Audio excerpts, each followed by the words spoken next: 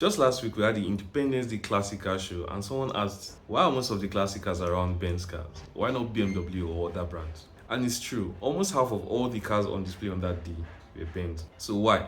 You have to understand that Nigeria has a rich Benz history.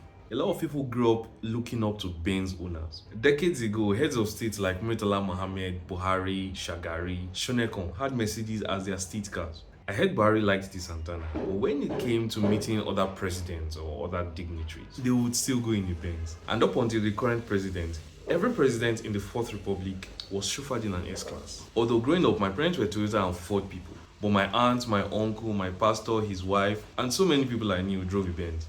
It became the ultimate status symbol, and guess what? My first classic is going to be a 90s Benz. Even you that are watching, you want a Benz.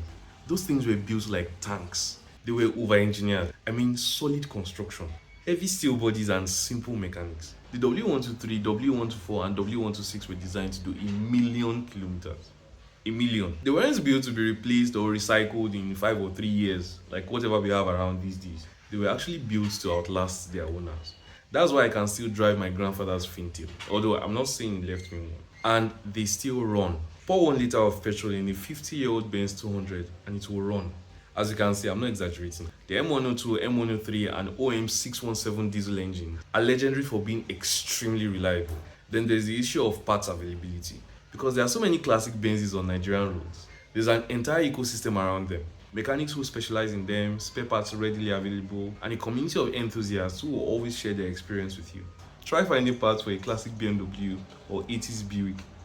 They are also affordable. Compared to other luxury classics, old Benzes are relatively affordable to buy and maintain. A clean V-boot or regular won't break the bank like a Rolls Royce or Cadillac would. And when something breaks, you're not paying way too much to fix it.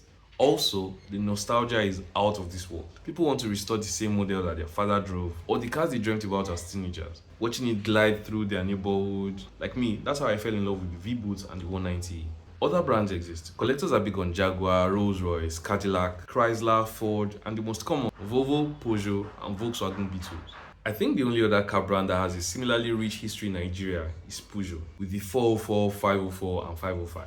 Those cars are legendary, rugged, and reliable, but they just don't have that variety of models that Benz has. Benz give you options: saloons, wagons, coupes, convertibles, different engine sizes, and luxury trims. So Peugeot had solid models but limited range. That's what I think cool. But when it comes to volume, accessibility, parts availability, luxury status, and that Nigerian heritage factor, Benz dominates the classic car scene here. I'm pretty sure I'm missing some important reasons. That's why I'm letting you do the talking in the comment section.